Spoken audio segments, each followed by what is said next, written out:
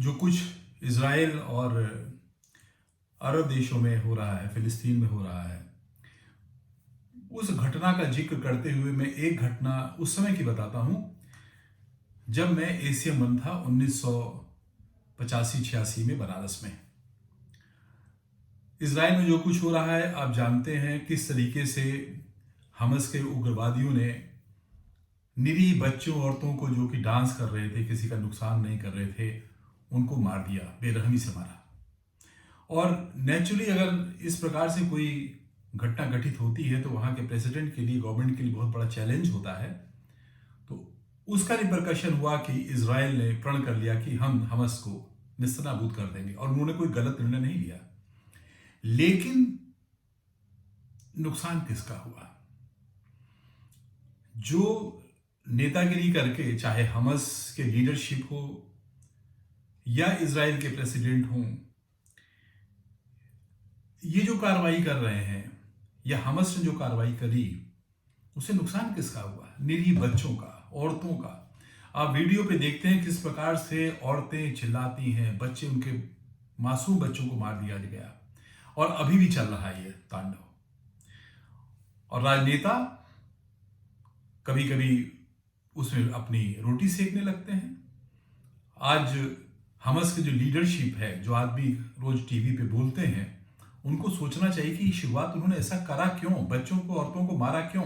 अगर वो सेना पे आक्रमण करते तो इजराइल इस तरीके से नहीं करता। उन्होंने बच्चों औरतों को क्यों मारा? अब दुनिया को दिखाने के लिए इजराइल के पास एक इश्यू तो हो ही गया कि हमारे बच्चों को, औरतों को मारा, हम क्यों बख्शें किसी को? तो वही हो रहा है। तो ये जो कट्टरपंथीता है, जिसने हमस जैसे लोग, पार्टियों में लोगों को भेजा है, या हमस ने जिस तरीके से लोगों को मंदबुद्धि बना दिया है, उनको रेडिकल बना दिया है, उनको फंडामेंटलिस्ट बना दिया है, उनको उग्रवादी बना दिया है, उनको मानवता का विरोधी बना दिया है, उससे नुकसान बच्चों का हो रहा है। फिलिस्तीन में आप देखिए कि बच्चों की लाशें दिखती हैं, औरतें चिल्लाती हैं, रोती हैं। उनके घरों में क्या हो रहा है, कितना मातम है, इन नेताओं को शायद नहीं मालूम होगा, और उन्होंने सोचा भी नहीं होगा कि उनके यहाँ मातम होगा तो हमें कोई कष्ट होगा। वो जानते रहे होंगे, ऐसा नहीं है कि उनको नहीं मालूम होगा इसका रिपरकशन क्या होगा, इजराइल क्या करेगी।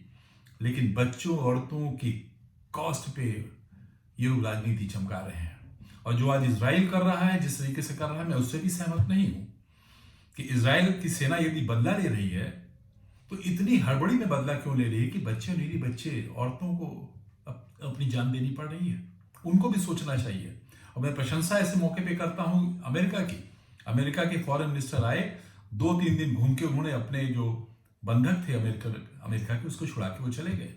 आज 200 निरीह लोग, बच्चे भी हैं, औरतें भी हैं, हमस ने बंधक बना रखा है। आप सोचिए, जिसको बंधक बना दिया ऐसे आतंकवादी संगठन ने, उसके ऊपर क्या गुजर रही है। और सबसे बड़ा मुझे कष्ट तब होता है कि ये प्रोग्रेसिव दुनिया है। अगर इतिहास लीजिए ज्यूस का, तो ज्यूस 18-19 तरीके के ज्यूस हैं। अब मुस्लिम का इतिहास लीजिए तो मुस्लिम बहुत वैरायटी के, बहुत तरीके के मुस्लिम, शिया सुन्नी तो हम जानते हैं, लेकिन आपको मालूम है अरब के मुस्लिम अलग हैं, इजराइल के अलग हैं, यूरोप के अलग हैं, अरब कंट्रीज के अलग अलग हैं। इंडोनेशिया के मुसलमान हिंदू देवी देवताओं की मूर्तियों की, फोटो की पूजा करते हैं।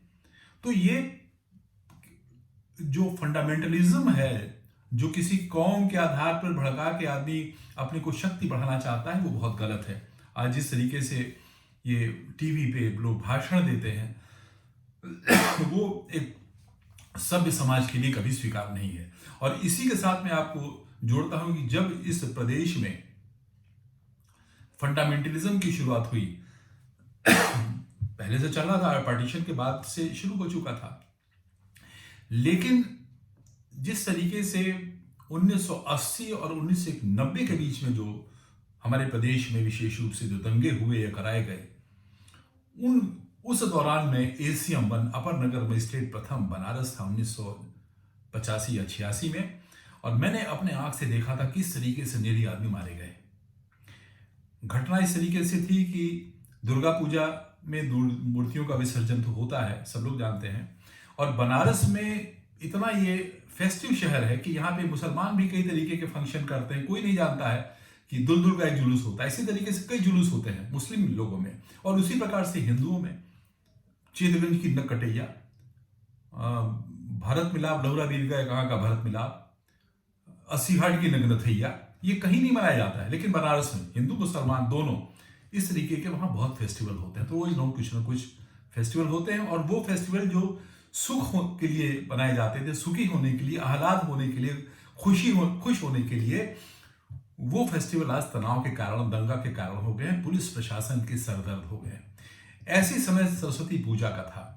मैं भेलूपुर, मडुआडी, इस तरीके के सेंसिटिव थाने मेरे पास थे, और मेरे जो काउंटर पार्ट थे बड़े बहादुर थे, राष्ट्रपति पदक पुरस्कार विजेता श्री राम शिरोमणि मिश्र, बड़ी बड़ी मूछें थी, 6 फीट के थे।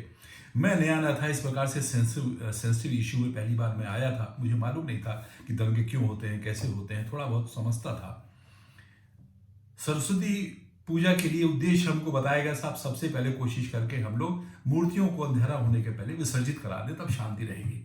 वही हम लोग कर रहे थे, दूर दूर जाके मूर्ति जो आ रही थी उनको लेके, जो उनकी टोली थी उनसे कहते थे चलो भाई जल्दी विसर्जित करो। इसी बीच हम लोग को वायरलेस पे एक संदेश मिलता है, जिसमें हमको पता चलता है कि कहीं कुछ कांड हो गया, और वायरलेस पे इस तरीके का संदेश आना मतलब कोई बड़ा कांड हुआ। तेजी से हम लोग स्पॉट पे आए। भेलपुर थाने के बीच में गोदोलिया और पांडे हवेली के बीच का एरिया था, जिसमें मुस्लिम लोकेलिटी थी, काफी थिक लोकेलिटी थी, बहुत आबादी थी वहां पे। वहां पे एक सरस्वती की मूर्ति लेके कुछ लोग, 20-30 लोग आ रहे थे। एकाएक गली से मुस्लिम लोग आए और उन्होंने उस मूर्ति को तोड़ने की कोशिश की, गिराने की कोशिश की, वहां मारपीट करी, और सारे के सारे जो पुजारी और उसके साथ लोग वहां से भाग गए, और सीआरपी ने वहां पे हवाई फायरिंग की। तब तक हम लोग वहां पहुंचे। सीओ साहब ने मुझसे यही कहा, पुलिस ने कहा सबसे पहले मूर्ति को यहां से हटाओ, क्योंकि मूर्ति न तोड़ दें, वो बड़ी बात हो जाती है। तो मूर्ति को बैलगाड़ी से, बैल बेचारे एकदम निरी थे, 2 बैल गिर गए थे, उनको चोट भी लग गई थी। किस तरीके से उनको हम लोगों ने खड़ा किया था, और उनको खड़ा करके फिर हम लोग वहां से दशाश्वमेध घाट उसको आगे बढ़ाया हमने। आधे पौन घंटे में मुझे मालूम चला, किसी ने मुझसे कहा साहब मूर्ति के साथ जो पुजारी थे वो गायब है। मैं चौंका, मैंने कहा गया कि साहब गली में ही उनको खींच लोग ले गए। मैंने सीओ साहब से कहा था, शायद उनको पहले से मालूम था, पुलिस को भी मालूम था। उन्होंने मुझसे कहा कि अभी इस समय इशू में हमारे समक्ष जो था वो था, अब हम लोग उसको आते हैं ढूंढने के लिए। हम लोग गली में ढूंढे, लोगों को बुलाया, बहुत कोशिश की, उस पुजारी का पता कुछ नहीं चला, और बहुत दिनों तक मैं वहां पे था। बहुत मैं पूछा करता था कि क्या हुआ, वहां से ट्रांसफर हो गया था, मैं तब भी पूछता था, तो पता नहीं चला उस पुजारी का। उसको ले जाके कहीं मार के काट के इन लोगों ने खत्म कर दिया। तो ये जो दंगा इस प्रकार, उस पुजारी की क्या गलती थी, पूजा कर रहा था।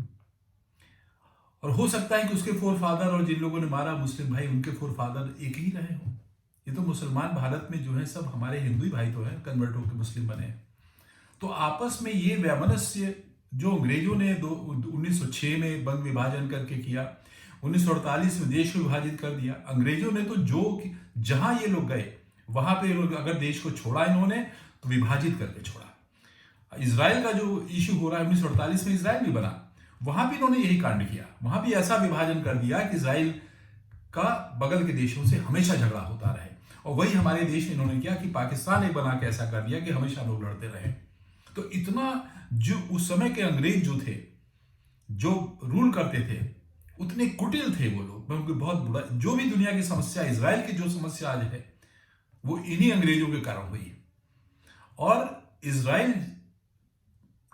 पे उस समय ये हमस एक ऐसे संगठन के द्वारा आक्रमण क्यों किया गया, जिसमें लोग फेस्टिव माहौल में थे, नाच गाने कर रहे थे, बच्चे थे, औरतें थी, बुढ़े लोग थे, उनको अब बंदूक से, राइफल से, मशीन गनों से मार रहे हैं। इतना मानवीय पाशविक कार्य, ये जो पशु के समान बिहेवियर लोग करते हैं, जानते हैं क्या असर पड़ रहा है समाज पे, उनके बच्चों पे, उनके औरतों पे। और वही हुआ। क्या जिस समय ये सब कांड इन्होंने किया, इनके नेताओं को मालूम नहीं रहा होगा कि इजराइल बदला लेगा, हमारे यहाँ के बच्चे औरतें मरेंगे, सब मालूम रहा होगा।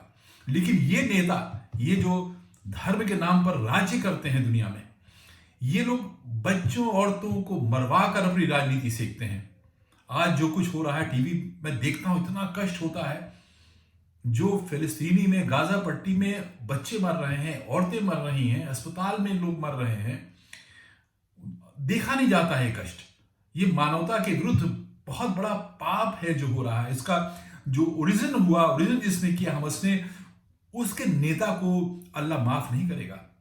और जो इज़राइल कर रहा है मैं भी समर्थन नहीं करता हूं। इज़राइल को ऐसा नहीं करना चाहिए कि जहां बच्चे मरे, औरतें मरे। बदला बदला होता है। एक आदमी अगर पशु हो गया, उसमें सेंसिटिविटी खत्म हो गई, मानवता खत्म हो गई, तो हम भी मानवता खत्म कर दें?